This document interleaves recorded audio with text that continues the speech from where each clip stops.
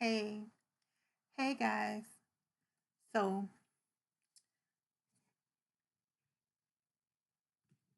I'm just chilling today.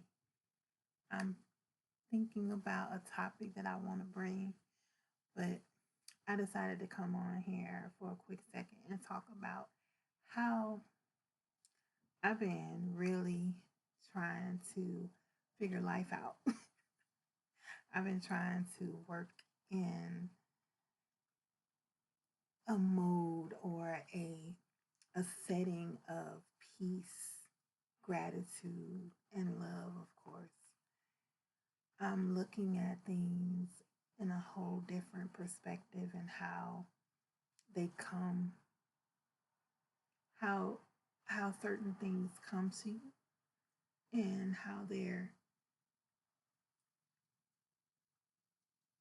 I'm sorry, I just got distracted. I got a text.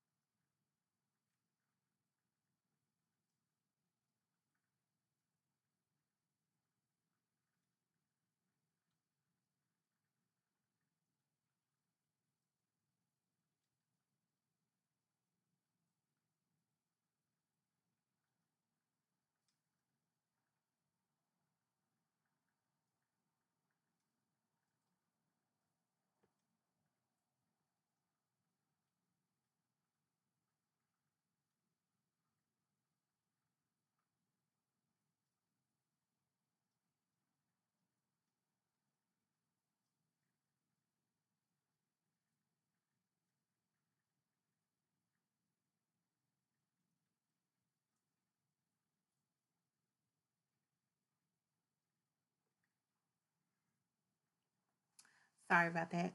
So I just had I okay, so I wanted to come on here and just talk about how sometimes I have these, I guess people say downloads. I don't like that because I'm not I'm not a computer, so I don't have downloads. I get revelation knowledge, okay? And sometimes I get them at the oddest times actually. But today I received I received some wisdom. that just has been sitting.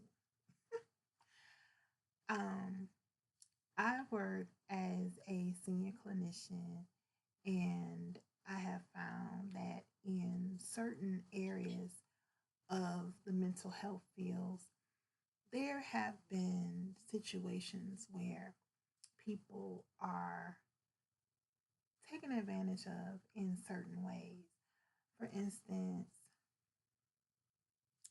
I work mainly with children, and when a child has a mental health concern, the parents usually look to the professional for the advice of how to parent their child, right? But what we do in family based services is rely on the parent to relay to us how they parent and how things are going. We work with re-regulating nervous systems for the parent and the child. We work with the entire family together, right? Well, after hearing about the Epstein files and the journal of the young lady who had autism, who was one of the victims, it was interesting to me that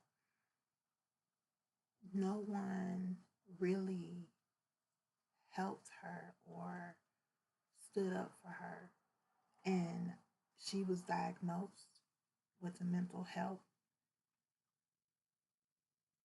diagnoses. I would assume she had a family therapist. And that just leads me to some of the concerns that I've had since I've been in this field. And one of the reasons why I left that particular field is because even my concerns when I was met with concerns for a patient of mine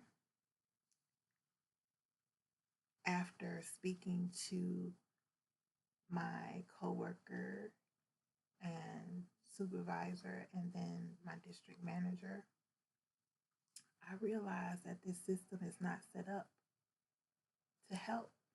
I realized that it wasn't set up to advocate for those children because that's what I was trying to do. And I knew at that time that if my voice wasn't being heard, then how could it possibly be that the child's voice was being heard? And after hearing the story of the young lady who was the victim of the Epstein files, I felt it necessary to point out that everybody is in the uproar over the Epstein files. Everybody. But has anyone even thought about the fact that the predators were not named? Only the victims were named, which actually puts them in even more harm and even more danger because now the victims are publicized, but the predators continue to make themselves, keep themselves hidden. And it's not just the few that were named. This is a organization that works with other organizations that we trust. This is an organization that is funded and operated by some others. And I believe, it's just my belief, that the mental health facilities, mental health organizations are accessing and assessing these children to actually put the victims in line for these things to happen to them. Just think about it. How do they find out who's vulnerable? Where is that coming from? And how would someone know if a child is vulnerable? It will go through a therapist or a mental health facility or any organization that actually caters to children. This is a widespread problem. And because sex trafficking of children is a multi-billion-dollar industry, it's not just the people who are named in those files that are to blame, not just the people who aren't named. Let's think of those who aren't named, like you and me. We aren't named. And I know you'll say, oh, I don't have any direct contact in any of that. But what it is that we have turned a deaf eye towards our children and the things that they actually are subjected to. We have dropped the ball when it comes to keeping children safe. And people like me would, when questioning the tactics of how things are operated or how things are proceeding in certain class of organizations like the mental health field, I'm shunned, gang stalked, or turned around in some type of way. No one wants to hear that this is happening. But when things like this come out to the public, then we start pointing fingers. I ask you, in your occupation, in your neighborhoods, in your community, what have you done to turn a blind eye to the things that are happening right under our nose?